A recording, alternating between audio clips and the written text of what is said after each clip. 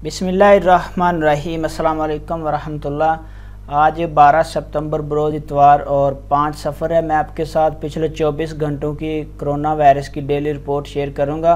पिछले 24 घंटों में 80 नए केस रजिस्टर हुए हैं और 95 लोग सेहतयाब हुए हैं। 6 लोगों की डेथ हो गई है।